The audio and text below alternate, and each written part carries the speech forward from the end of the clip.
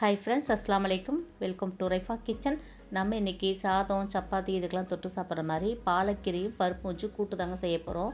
எப்படி செய்கிறதுன்னு பார்க்கலாமா? வீடியோக்குள்ளே போகிறதுக்கு முன்னாடி நம்ம சேனலுக்கு இப்போ தான் ஃபஸ்ட் டைமாக வந்திருக்கிறீங்கன்னா அப்படி நம்ம சேனலையும் சப்ஸ்கிரைப் பண்ணிட்டு வந்துடுங்க.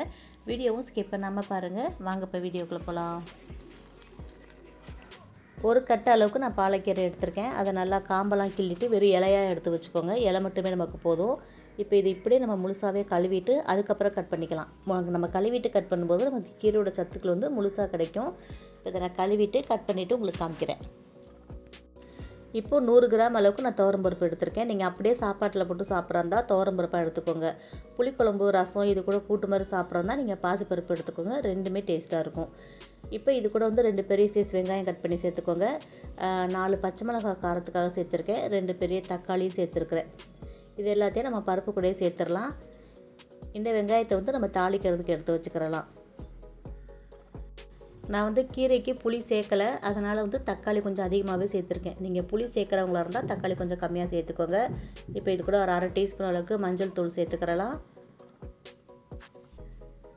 ஜீரகம் ஒரு 1/2 டீஸ்பூன் அளவுக்கு சேர்த்துக்கோங்க. 2-3 பூண்டு பல் உரிச்சு இது கூட சேர்த்துக்கோங்க. பெருங்காயம் 1/2 ஸ்பூன் அளவுக்கு சேர்த்துக்கோங்க.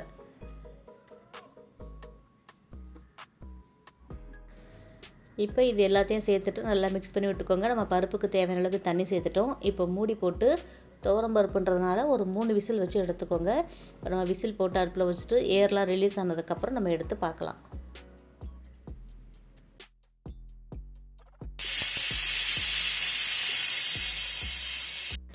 இப்போது குக்கரில் ஏர்லாம் ரிலீஸ் ஆகிடுச்சு பாருங்கள். பருப்பு எனக்கு கரெக்டாக வந்திருக்கு. நான் அப்படியே சாப்பாட்டில் போட்டு சாப்பிட்றனால இந்த அளவுக்கு தண்ணி வச்சுருக்கேன்.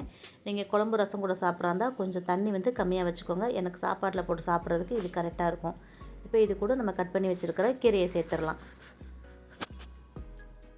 கீரையெல்லாம் எப்போவுமே கழுவிட்டு கட் பண்ணிக்கோங்க. நம்ம கட் பண்ணிவிட்டு கழுவுனீங்கனாலே பாருங்கள், அந்த தண்ணியே பச்சை கலரில் இருக்கும். அப்போ கீரை சத்து பூரா அந்த தண்ணியில் போயிடும். அதனால் நல்லா முழுசாக இருக்கும்போதே நல்லா கழுவிட்டு அதுக்கப்புறம் கட் பண்ணி சேர்க்கும்போது நம்ம கீரையோட சத்துக்கள் நமக்கு முழுசாக கிடைக்கும்.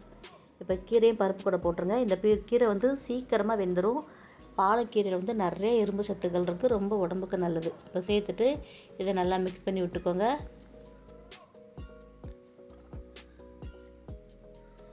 நல்லா பருப்புக்குள்ளே நல்லா ஒன்றா மிக்ஸ் ஆகிற மாதிரி வச்சுட்டு நம்ம அதை ஸ்டவ் ஆன் பண்ணி ஸ்டவ்வில் வச்சிடலாம். வச்சுட்டு 1 நிமிஷம் அளவுக்கு கொதிக்க வச்சுக்கோங்க.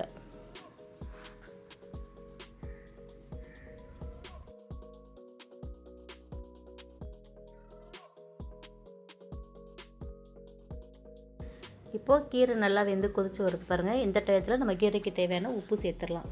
உப்பு ஃபஸ்ட்டே சேர்த்தோன்னா கடுத்து போன மாதிரி ஆகிடும். அதனால் கீரைக்கு வெந்ததுக்கப்புறம் எப்போவுமே உப்பு சேர்த்துக்கோங்க. நல்லா மிக்ஸ் ஆகி வந்துடும்.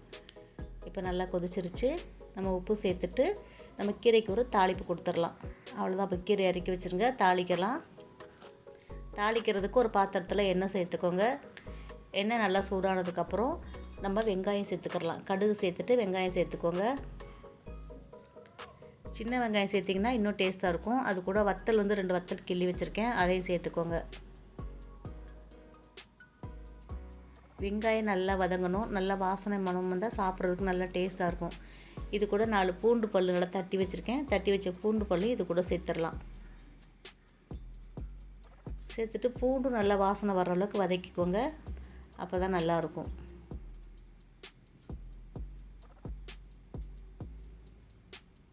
இப்போ நல்லா வதங்கிடுச்சு. நம்ம இதை கீரையில் சேர்த்துடலாம்.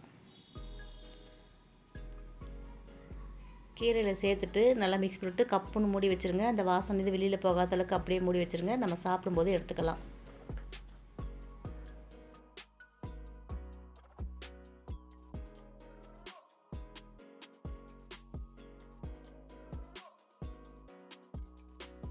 அவ்வளோதாங்க. இரும்பு சத்து, கால்சியம் சத்து இது மட்டும் இல்லாமல் இன்னும் நிறைய சத்துக்கள் உள்ள இந்த பாலக்கீரையில் எப்படி கூட்டு செய்கிறது நம்ம பார்த்துட்டோம்.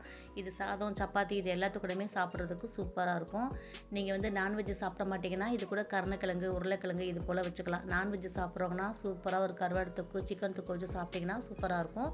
நான் வந்து இன்றைக்கி சிக்கன் தொக்கு தான் செஞ்சுருக்கேன். சிக்கன் தொக்கு ரெசிபியுமே நம்ம சேனலில் நான் அப்லோட் பண்ணியிருக்கேன். ப்ளேலிஸ்ட்டில் கொடுத்துருக்கேன், கண்டிப்பாக செக் பண்ணி பாருங்கள்.